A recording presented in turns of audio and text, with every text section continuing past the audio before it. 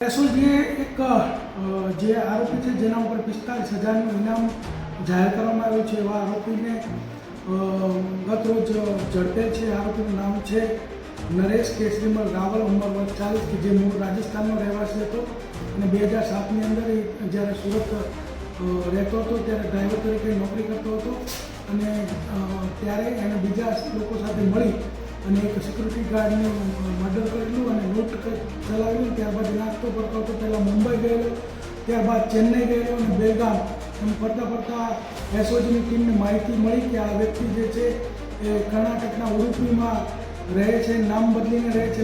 ત્યાં નામ નિર્મળ કેસરીમલ કોરાવર તરીકે રહેતો હતો. ત્યાં એસઓજીની ટીમ જઈ અને એને ઝડપી પાડેલો છે અને આ આરોપી છે એના ઉપર 45,000 રૂપિયાનું ઇનામ છે અને આ વ્યક્તિ જે છે અત્યારે લૂંટ વિથ મર્ડર ઉમરાના ગુનામાં પકડાયો છે. તે ઉપરાંત એના વિરુદ્ધમાં ઉમરા અને ઉધનામાં ચોરીના પણ અગાઉ ગુના દાખલ થયેલ છે.